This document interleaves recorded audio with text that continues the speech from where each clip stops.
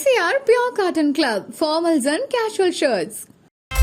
No compromise. உங்க சைடுலயும் எங்க சைடுலயும். It's a GT promise. GT Holidays, South India's #1 travel brand. குறைந்த விலை, நிறைந்த தரம். தங்கள் தேவைகள் அனைத்தும் ஒரே இடத்தில். ஜெயச்சந்திரன்.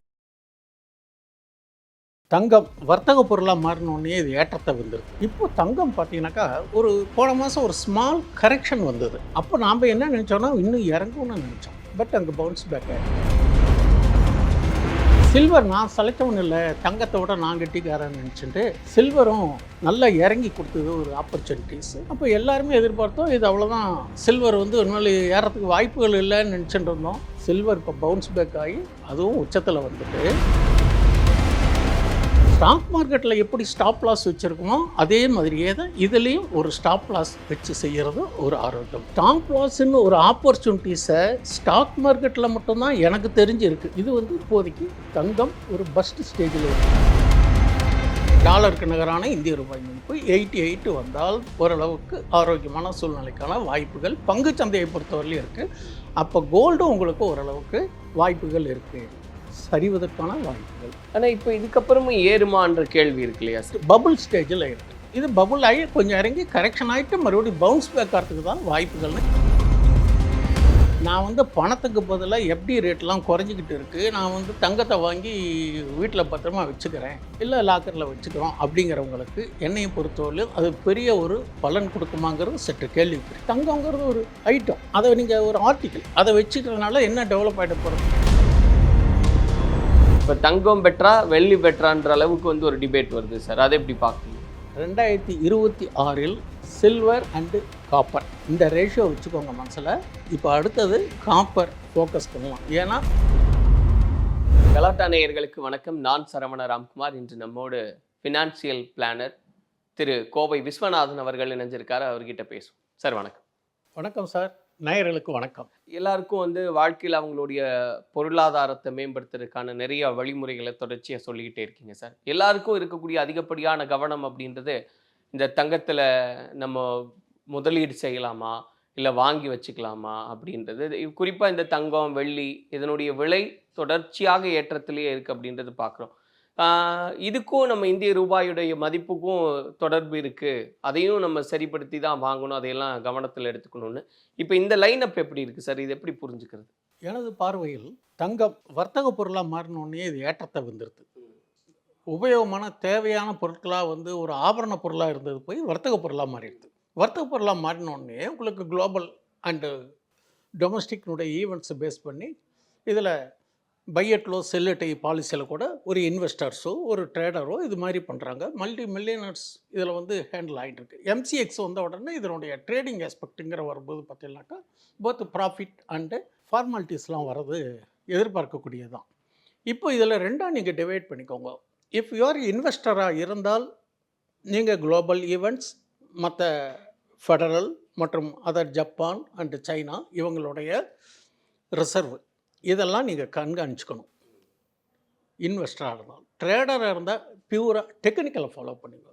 இப்போது தங்கம் பார்த்தீங்கன்னாக்கா போன மாதம் ஒரு ஸ்மால் கரெக்ஷன் வந்தது. அப்போ நாம் என்ன நினச்சோன்னா இன்னும் இறங்கும்னு நினச்சோம். பட் அங்கே பவுன்ஸ் பேக் ஆகிடுது. இந்த டெட் கேட் பவுன்ஸ் பேக்குன்னு சொல்லுவாங்க, அது மாதிரி ஏறிடுது. இது ஒன்று. இப்போது ஒரு பலூன் நீங்கள் ஊத ஊத ஊத பெருசாகிட்டே தானே இருக்கும். அந்த ஏர் அது கெப்பாசிட்டின்னு ஒன்று இருக்குது இல்லையா, அந்த கெப்பாசிட்டி போனோன்னா ஒரு பஸ்ட் ஆகிடும். இப்போ கோல்டை பொறுத்தவரையிலையும் எக்ஸ்பெக்டிங் பபுள், மறுபடியும் பபுள் ஆகி மறுபடியும் அடுத்த பலூன் ஊதி மறுபடியும் அதை விட பெருசானாலும் ஆகலாம், இல்லை அதே லெவலுக்கும் வரலாம், subject to the trending of global events and micro data. இது ஒன்று. சில்வர் நான் சளைச்சவன் இல்லை, தங்கத்தை விட நான் கெட்டிக்காரன்னு நினச்சிட்டு சில்வரும் நல்லா இறங்கி கொடுத்தது ஒரு ஆப்பர்ச்சுனிட்டிஸு. அப்போ எல்லாருமே எதிர்பார்த்தோம் இது அவ்வளோதான், சில்வர் இனிமேல் ஏறத்துக்கு வாய்ப்புகள் இல்லைன்னு நினச்சிட்டு இருந்தோம். சில்வர் இப்போ பவுன்ஸ் பேக் ஆகி அதுவும் உச்சத்தில் வந்துட்டு இன்றைக்கி ஒரு ஸ்மால் கரெக்ஷன், ப்ராஃபிட் புக்கிங் எல்லாத்துலேயுமே பையிங் ஆப்பர்ச்சுனிட்டிஸ் இருக்குது, ப்ராஃபிட் புக்கிங்கே இருக்குது. அப்போது ஒரு இன்வெஸ்டர்ஸோ ட்ரேடர்ஸுங்கிற ஆஸ்பெக்டில் பார்த்தா ப்ராஃபிட் புக் வர்றது நியாயம், நோபடி கேன் ரூல் அவுட். அப்போ ப்ராஃபிட் புக்கிங் வருது. எல்லாத்துக்குமே நமக்கு டெக்னிக்கல்னு பார்த்தீங்கன்னாக்கா ஒவ்வொருத்தருக்கும் ஒவ்வொரு இண்டிகேட்டர் ஃபாலோ பண்ணுவாங்க. RSI indicator, VWAP, MACD, EMA இதெல்லாம் பார்ப்பாங்க. பொதுவாக ஒரு 200 இஎம்ஐக்கு மேலே அது கமாடிட்டியாக இருந்தாலும் சரி, ஸ்டாக்ஸாக இருந்தாலும் சரி, கமாடிட்டியாக இருந்தாலும் சரி, ஸ்டாக் மார்க்கெட்டை பொறுத்தவரையிலும் அந்த 200 இஎம்ஐங்கிறது ஒரு குரூஷியல் லெவல். அதுக்கு மேலே இருந்தால் அப்ஸ் அண்ட் அப்ஸ். அப்போ அது ஹையர் ஹைன்னு போயிட்டு இருக்கும். இந்த 200 பிரேக் ஆயிடுச்சுன்னா அந்த இடத்துல ஒரு கன்சால்டேஷன் பேஸ். அந்த கன்சால்டேஷன் முடிஞ்சோடனே லோயர் லோ இப்படியா வந்ததுனாக்கா அது டவுன் ட்ரெண்டு. ரெண்டாவது, இந்த இஎம்ஐயை பொறுத்தவரையிலும் golden cross line, death cross line இருக்குது. இந்த 200 இஎம்ஐ முடிஞ்சு நீங்கள் என்ன டைம் ஃப்ரேம் வச்சுக்கிறீங்களோ, ட்ரேடராக இருந்தால் அதுக்கு ஒரு டைம் ஃப்ரேம், இன்வெஸ்டராக இருந்தால் அதுக்கு ஒரு டைம் ஃப்ரேம். இன்வெஸ்டராக இருந்தால் டே ஃப்ரேம் வச்சுப்பாங்க, ட்ரேடராக இருந்தால் 15 மினிட்ஸ் டைம் ஃப்ரேம் வச்சுப்பாங்க. அதே ஸ்விங் ட்ரேடராக இருந்தால் 4 ஹவர்ஸ் ஆர் 1 ஹவர் வச்சுப்பாங்க. Subject to that trading activities பொறுத்தவரையிலும் என்னுடைய அனுபவத்தை நான் உங்களுக்கு ஷேர் பண்ணுறேன். இதெல்லாம் பார்த்து இஃப் யூஆர் ட்ரேடராக இருந்தால் இதெல்லாம் பார்த்துட்டு நம்ம பண்ணணும். ஸ்டாக் மார்க்கெட்டில் எப்படி ஸ்டாப் லாஸ் வச்சுருக்கோமோ அதே மாதிரியே தான் இதுலேயும் ஒரு ஸ்டாப் லாஸ் வச்சு செய்கிறது ஒரு ஆரோக்கியம். ஸ்டாப் லாஸ்ன்னு ஒரு ஆப்பர்ச்சுனிட்டிஸை ஸ்டாக் மார்க்கெட்டில் மட்டும்தான் எனக்கு தெரிஞ்சு இருக்குது. வேறு எந்த பிஸ்னஸ்லேயும் ஸ்டாப் லாஸ்ங்கிறது கிடையாது. என் அறிவு கட்டி வகையில் அப்படி சப்போஸ் லாஸ்னாக்கா 2 நாள் பார்ப்பாங்க, இல்லைன்னா அந்த பிஸ்னஸை க்ளோஸ் பண்ணிட்டு வேறு பிஸ்னஸ் போவாங்க. ஆனால் இதில் மட்டும் என்ன பண்ணுறோம், அந்த ஸ்டாப் லாஸ் டிக் ஆகிடுச்சுன்னா மறுபடியும் அகெயின் பை அட்லோ வந்து அங்கே டிமாண்ட் ஜோன் கிரியேட் ஆகி மேலே போகிறபோது இதிலே ரீஎன்ட்ரி ஆகிறதுக்கான வாய்ப்புகள் இந்த ஸ்டாக் மார்க்கெட்டில் இருக்குது, கமாடிட்டிலையும் இருக்குது. இது வந்து இப்போதைக்கு தங்கம் ஒரு பஸ்ட் ஸ்டேஜில் இருக்குங்கிறது என்னுடைய கருத்து. இப்போது இது எப்படி சார், நம்ம இந்த ரூபாய் மதிப்போடு நம்ம பேசுகிறோம் இல்லையா? எப்போ வந்து நம்ம ஓரளவுக்கு நான் வந்து சேர்த்து வைக்கிறதுக்காக தங்கம் வாங்குறேன், பெரிய அளவில் நான் இன்வெஸ்ட்மெண்ட் பண்ணல, நான் நேரடியாகவே தங்கத்தையும் வெள்ளியும் வாங்குறேன் அப்படின்னு நினைக்கிறவங்க, ரூபாய் மதிப்பு அந்த ஏற்ற இறக்கும் அதையும் பார்த்து எப்படி வாங்குறது சார்? ரூபாய் மதிப்பு, கோல்டு, மற்ற அதர் ஃபெடரல் அண்டு நம்ம சைனா, ஜப்பான் இது மாதிரியான நாடுகளை பேஸ் பண்ணியும் சில மைக்ரோ டெட் இப்போது ஒரு இன்ஃப்ளேஷன் பேஸ் பண்ணி தான் ருப்பியினுடைய தட் இஸ் ரேட் ஆஃப் இன்ட்ரெஸ்ட்டை கரெக்ட் பண்ணுறாங்க. அப்போ இன்ஃப்ளேஷனுங்கிறது ஒரு மைக்ரோ டேட்டாங்கிறது ஃபினான்ஷியல் காம்ப்ளிகேஷன்ஸ். அப்படி பார்க்குற போது இப்போ வரலாறு காணாத அளவில் இதுவரையிலும் ரொம்ப வந்து ருப்பி வந்து டெப்ரிசியேஷனை நேத்திக்கு கொஞ்சம் பவுன்ஸ் பேக் ஆகிருக்கு. எனது பார்வையில் ருப்பி 88 வந்தால் கொஞ்சம் நல்லாயிருக்கும். டாலருக்கு நிகரான இந்திய ரூபாய் மதிப்பு 88 வந்தால் ஓரளவுக்கு ஆரோக்கியமான சூழ்நிலைக்கான வாய்ப்புகள் பங்கு சந்தையை பொறுத்தவரையிலும் இருக்குது. அப்போ கோல்டும் உங்களுக்கு ஓரளவுக்கு வாய்ப்புகள் இருக்குது, சரிவதற்கான வாய்ப்புகள். இப்போ நீங்கள் கேட்ட மாதிரி ஒரு தொலைநோக்கு பார்வையிலையும் சரி, ஒரு இன்வெஸ்டராக இருந்தால் டெக்னிக்கல் ஃபாலோ பண்ணுங்கள், பேசிக்காக என்ன இருக்கோ ட்ரெண்டை பாருங்கள். ஒரு சொந்த உபயோகத்துக்கு ஒரு பொண்ணு கல்யாணம்னு 10 வருஷத்தில் பொண்ணு கல்யாணம் பண்ணணும், வேறு ஏதாவது குடும்ப செலவுகளுக்கு இருக்குன்னா நீங்கள் மாதத்துக்கு 1 கிராம் அல்லது 2 கிராம் அல்லது உங்களுக்கு எப்பப்பெல்லாம் பணம் கிடைக்கிறதோ 2 கிராம் இந்த மாதிரி கொஞ்சம் கொஞ்சமாக வாங்கி வைங்க. அப்போ அந்த 10 வருஷம் கழித்து பார்க்குற போது நீங்கள் தங்கம் விலை ஏறினா என்ன, இறங்கினா நமக்கு என்ன, நம்மளுடைய தேவைக்கு அது நிறைவு செய்யும். பல்காக போய் நம்ம ஹியூஜ் அமௌண்ட் இப்போ கொடுத்து வாங்கிட்டோன்னு வச்சுக்கோங்களேன், அடாடா நம்ம அன்றைக்கி கொஞ்சம் வெயிட் பண்ணி வாங்கியிருக்கலாமோ, ஒன்று இறங்கியிருக்கோங்கிற ஒரு சிந்தனை வரும். அது மாதிரி சூழ்நிலையை தவிர்க்கிறதுக்காக சொந்த தேவைகளாக இருந்தால் கிராஜுவலாக பகுதியாக வாங்குங்க.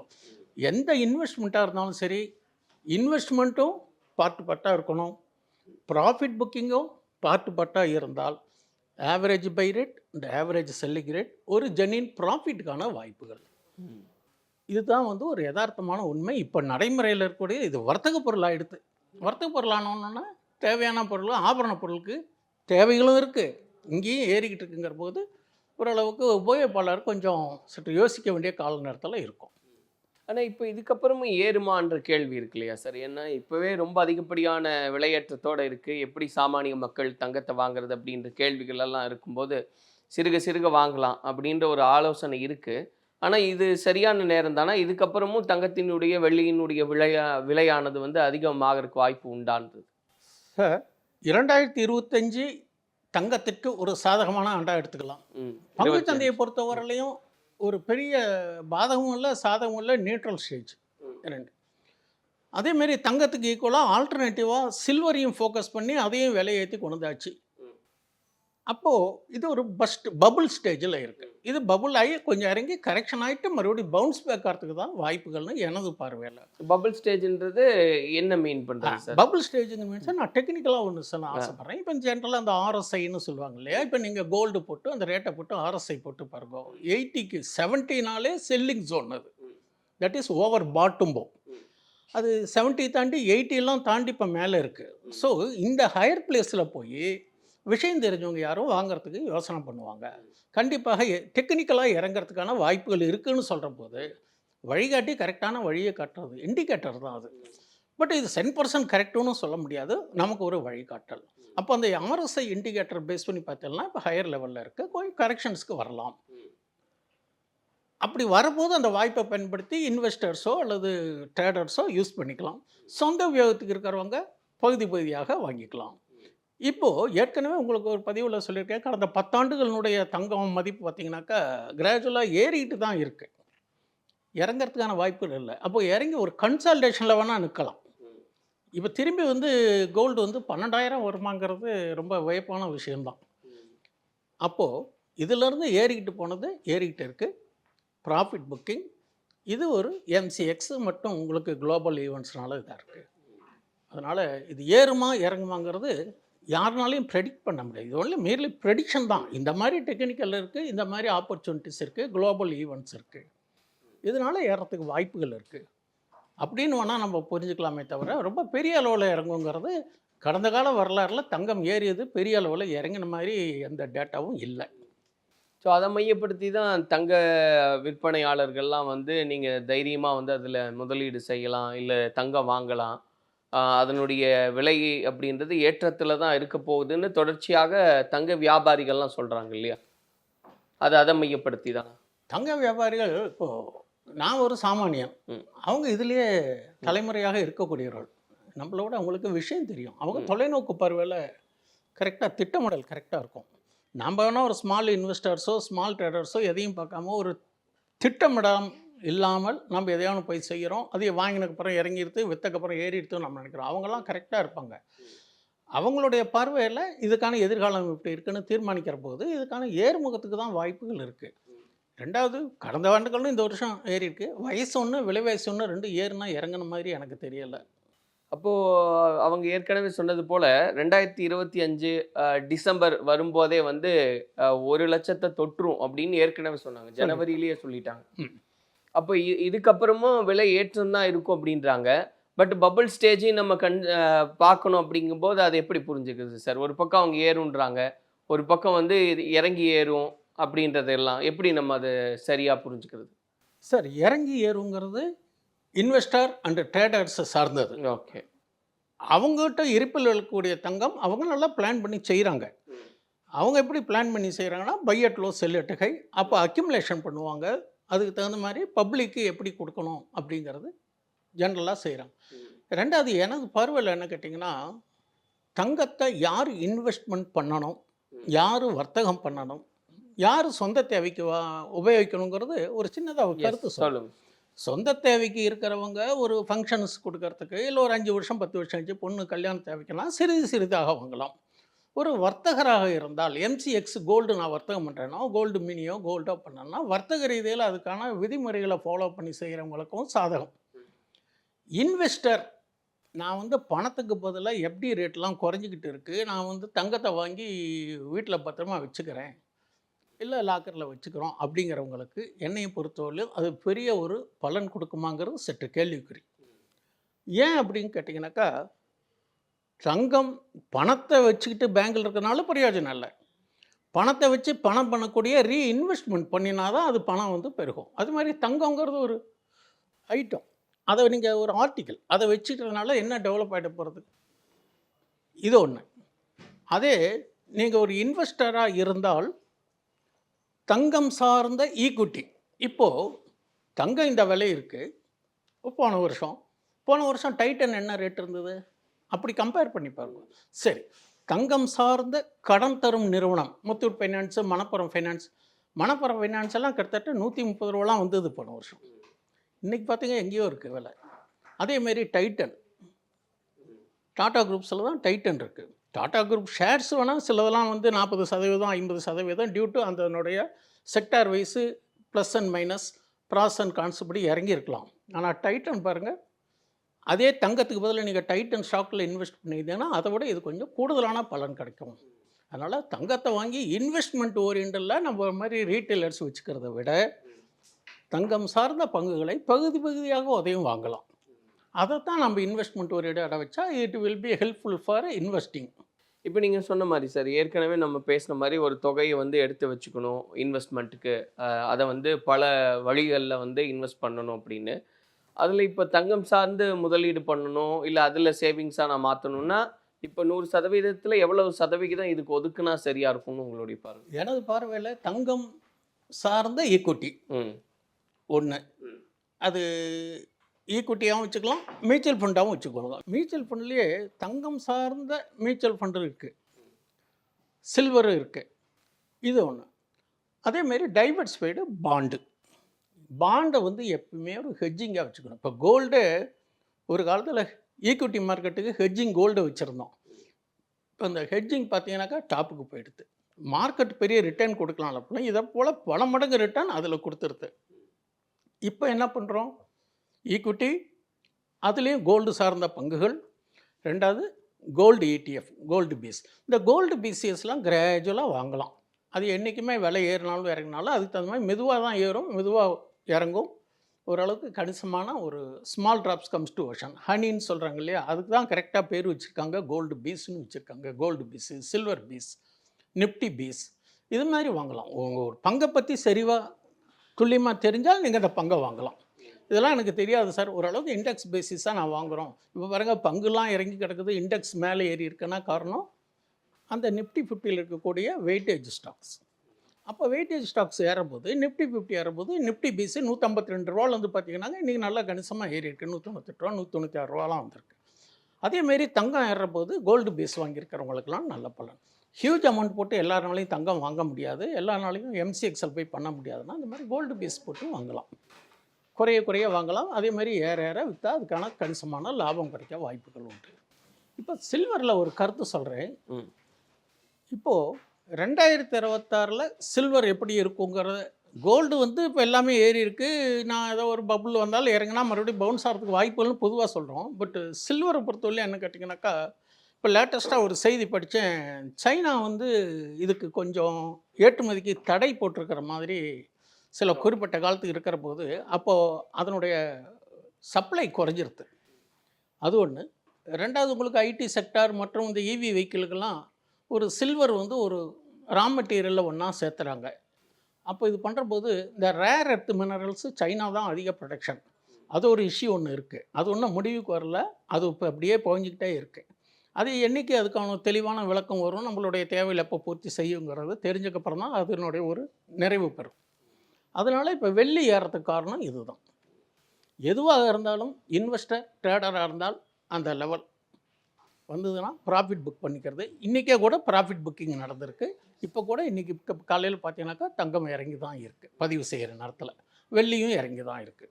இப்போ நிறைய பேர் என்ன யோசிக்கிறாங்க, தங்கத்தின் விலை வந்து ரொம்ப அதிகமாக இருக்கிறனால வெள்ளியில் நம்ம முதலீடு செய்யலாம், வெள்ளியும் ஏற்றத்தில் தானே இருக்குது, இந்த சமயத்தில் வெள்ளி வாங்குறதும் வந்து சரியாக இருக்கும் அப்படின்னு. இப்போ தங்கம் பெற்றா வெள்ளி பெற்றான்ற அளவுக்கு வந்து ஒரு டிபேட் வருது சார், அதை எப்படி பார்க்குறீங்க? எதுக்கு எதுவும் சளைச்சது இல்லை. முதலீடு அப்படின்னாலே பகுதியாக பண்ணி முதலீடு வச்சுக்கிறதுங்கிறது ஓரளவுக்கு பாதுகாப்பு. 2024 ஒரு சின்னதாக ஒரு கருத்து சொல்கிறேன். 2024 gold, 2025 gold and silver, 2026 silver and copper. இந்த ரேஷியோ வச்சுக்கோங்க மனசில்.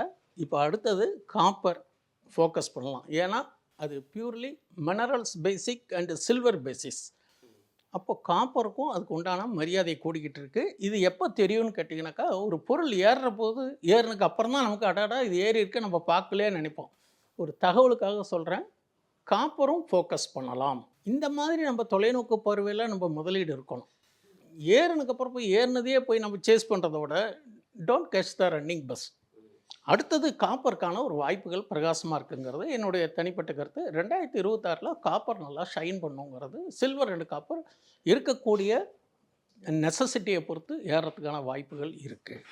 அது துறை சம்பந்தப்பட்ட ஒரு உதாரணத்துக்காக சொல்கிறது, நாட் ரெக்கமெண்டேஷன்ஸ், ஹிந்துஸ்தான் ஜிங்க், இந்த மாதிரி வேதாந்தாவில் கூட ஏதோ சம் நியூஸஸ்லாம் இருக்குது. அதெல்லாம் சாதகமாச்சுனாக்கா அதுவும் ஏறத்துக்கான வாய்ப்புகள் இருக்கலாம். எல்லாமே டெக்னிக்கல் அண்ட் உங்கள் ஃபினான்ஷியல் அட்வைசர் கேட்டுட்டு முடிவு பண்ணுங்கள். நான் இந்த பதிவில் எந்த ஸ்டாக்கையும் எந்த பொருளையுமே கமாடிட்டியுமே ரெக்கமெண்டேஷன்ஸ் பண்ணல. இருக்கக்கூடிய டேட்டா அடிப்படையில் செய்திகளை நான் வந்து உங்கள்கிட்ட கருத்து பரிமாற்றம் செஞ்சுருக்கேன். ஸோ இப்போ புரிஞ்சுக்கிறது என்னென்னா 25 தங்கம் வெள்ளி ரெண்டுக்குமே இருந்தது. 26ல் வெள்ளி மேலே இன்னும் கூட வந்து நம்ம ஒரு ஃபோக்கஸ் வச்சா சரியாக இருக்கும் அப்படின்றது. பார்வை வெள்ளியின் பக்கம் காப்பர் பக்கம் செலுத்தினா முதலீட்டு கண்ணோட்டத்தில் கொஞ்சம் வாய்ப்புகளுக்கு சான்சஸ் இருக்குங்கிறது என்னுடைய ஒரு தனிப்பட்ட ஒரு ஒப்பீனியன். நல்ல காலம் பதில் சொல்லுங்க. அதை புரிஞ்சுக்கிட்டு அதில் என்ன இருக்குன்னு பார்த்துட்டு அதுக்கேற்ற மாதிரி பண்ணுறது சரியா. மழை வரும் முன்னாடி திடீர்னு மழை வருது இல்லையே, மேகக்கூட்டங்கள் இருக்குது, அதுக்கான சில சமிக்கைகள்லாம் கிடைக்கிறது பார்த்தீங்களா. அது மாதிரி ஒரு வாரமாக பார்வையில் காப்பருக்கும் கொஞ்சம் ஒரு பகுதியாக நீங்கள் கேட்டீங்க இல்லையா, பகுதி வரையாக முதலீடு காப்பரையும் கன்சிடர் பண்ணுங்க. இத்தனால கோல்டை பார்த்துட்டு இருந்தோம், கோல்டு விட்டுட்டு அடுத்தது அது விளையாடணும்னா சில்வருக்கு போனோம். இப்போ சில்வரும் அதை சேஸ் பண்ணி போனதுக்கப்புறம் அடுத்தது என்னன்ற போது காப்பருக்கு ஒரு வாய்ப்புகள் இருக்குது. ஏன்னா இப்போ இவி வெஹிக்கிள்ஸ் மற்றும் எல்லாத்துக்குமே உங்களுக்கு வந்து இது ஒரு யூஸ்ஃபுல்லான ஒரு இம்பார்ட்டன்ட் மினரல்ஸ், இது சம்மந்தப்பட்ட துறைகள், என்எம்டிசி, இந்த மாதிரியான துறைகள்லாம் நல்ல ஓரளவுக்கு அப்ட்ரெண்டுக்கான சான்சஸ் இருக்குது. பட் டெக்னிக்கலாக பார்த்து நீங்கள் முடிவு எடுத்துக்கலாம். நன்றி நன்றி நன்றி. MCR Pure Cotton Club, formals and casual shirts. Aha, no compromise.